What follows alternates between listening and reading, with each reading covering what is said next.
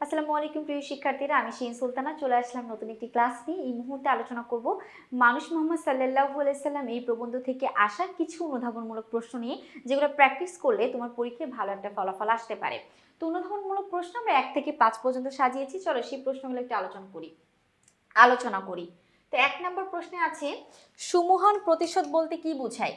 সুমহান প্রতিশোধ বলতে হযরত মুহাম্মদ সাল্লাল্লাহু আলাইহি সাল্লামের ক্ষমার মধ্য দিয়ে মানুষের প্রতি যে ভালোবাসা প্রদর্শন করেছেন তা বোঝানো হয়েছে। এরপর, হযরত মুহাম্মদ সাল্লাল্লাহু আলাইহি সাল্লাম সর্বকালের সর্বশ্রেষ্ঠ মহামানব। অজ্ঞানতার কারণে মানুষ যখন দিশেহারা, অবক্ষয়ের সর্বশেষ স্তরে উপনীত, তখন তার আগমন, অর্থাৎ মানুষ সেই সময় পুর্তলিগরা যখন মূর্তি পূজাতে ব্যস্ত ছিলেন, তখন মহানবী সাল্লাল্লাহু আলাইহি সাল্লামের আগমন দেখা গেছে। এই মহামানবীর আদর্শ চির কল্যাণকর। তিনি ছিলেন অটল, অবিচল, ত্যাগী, সাম্যবাদী, ধৈর্যশীল, অসম্ভব নীতিজ্ঞানের অধিকারী। তিনি ন্যায় বিচারের মূর্ত প্রতীক। তিনি ক্ষমতাশীলতার গুণে ঘোর শত্রুকেও ক্ষমা করে দিতেন। তার প্রেমপূর্ণ ক্ষমায় ছিল শত্রুর প্রতি সুমহান, অর্থাৎ তিনি যে শত্রুকে ক্ষমা করে দিতেন, এটি হচ্ছে সুমহান প্রতিশোধ। ক্ষমা করে দেওয়াই হচ্ছে শত্রুদের প্রতি প্রতিশোধ। দেখো, জীবনে তোমাকে যদি কেউ গালিগালাজ করে, প্রচুর ঝগড়া করতে চাচ্ছে তোমার সঙ্গে, তুমি শুধু চুপ থাকবা। দেখো, তোমার এই চুপ থাকাটাই সামনের মানুষের একদম রেগে টেগে সে অস্থির হয়ে যাবে। তুমি কেন কোনো প্রতিক্রিয়া দেখাচ্ছ না? তো আমরা নবীর কাছ থেকে এই জিনিসটা শিখবো, সুমহান প্রতিশোধ, অর্থাৎ চুপ থেকে ক্ষমা করে দিয়ে তার সঙ্গে আমার সব ঝামেলা শেষ। এবার 2, মানুষের একজন হয়েও তিনি ছিলেন দুর্লভ। কেন কেন তিনি দুর্লভ ছিলেন একটু খেয়াল করি আমরা। মহানবী সাল্লাল্লাহু আলাইহি সাল্লাম যদিও মানুষের মাঝে জন্মগ্রহণ করেছেন, তবুও তিনি মানবিক দিক থেকে অনন্য, ব্যতিক্রম কর্মী আদর্শ। তার এই অসাধারণ মানবিকতা এমন এক দৃষ্টান্ত যা অন্য কোনো মানুষের মধ্যে পূর্ণভাবে খুঁজে পাওয়া যায় না। হযরত মুহাম্মদ সাল্লাল্লাহু আলাইহি সাল্লাম ছিলেন মানুষের নবী। তিনি বিপুল ঐশ্বর্য, ক্ষমতা, মানুষের ভালোবাসা ও শ্রদ্ধার মধ্যে থেকেও একজন সাধারণ মানুষের মতো জীবনযাপন করে গেছেন। মহত্ব, প্রেম, দয়া, সাধুতা, ত্যাগ তার অজস্র চারিত্রিক গুণের মধ্যে প্রধান। তিনি ছিলেন সাহসী, তীক্ষ্ণ দৃষ্টিসম্পন্ন, ক্ষমা, সৌজন্যের এক আদর্শ ব্যক্তি। তারপরে কি আছে দেখো, একজন মানুষের মধ্যে একসঙ্গে এত গুণের সমাবেশ অতি দুর্লভ। তিনি মানুষের শ্রেষ্ঠ আদর্শ। মানব সভ্যতার ইতিহাসে মহানবী সাল্লাল্লাহু আলাইহি সাল্লাম ছিলেন অসাধারণ চরিত্র।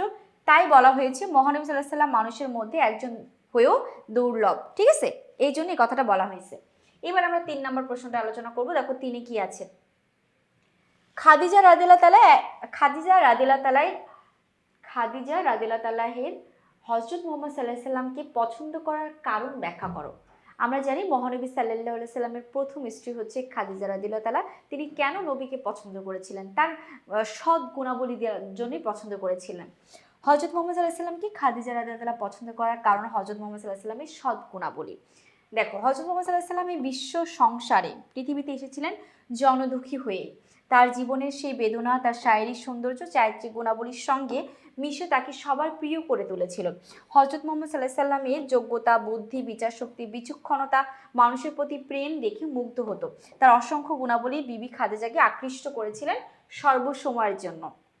তো আমরা 3 নাম্বারটা বুঝলাম। এবার আমরা আলোচনা করব 4 এবং 5। তাইফে মহানবী সাল্লাল্লাহু আলাইহি সাল্লাম কি ধরনের সমস্যার সম্মুখীন হয়েছিলেন? তাইফে সত্য দাওয়াত দিতে গিয়ে মহানবী সাল্লাল্লাহু আলাইহি সাল্লাম কঠিন পরীক্ষার সম্মুখীন হয়েছিলেন। হযরত মুহাম্মদ সাল্লাল্লাহু আলাইহি সাল্লাম ছিলেন সর্বশেষ নবী ও রাসূল।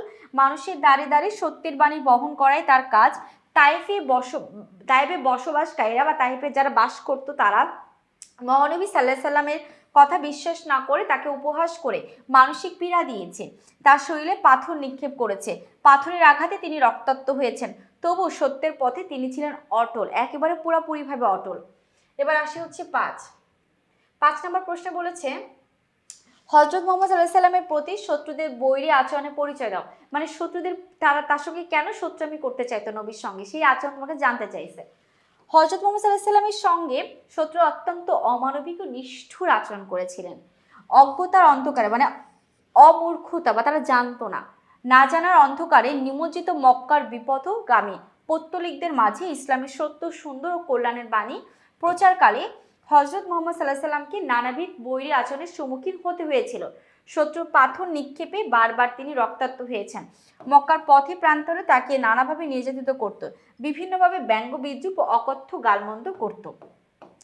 এই ছিল হচ্ছে আমাদের অনুধাবনমূলক প্রশ্ন 1 থেকে 5 পর্যন্ত, যেটা আমরা তোমাদের জন্য সাজিয়েছি। পরবর্তী অনুধাবনমূলক প্রশ্নে খুব দ্রুতই আসবো। সে পর্যন্ত ভালো থেকো, সুস্থ থেকো। আল্লাহ হাফেজ। আসসালামু আলাইকুম।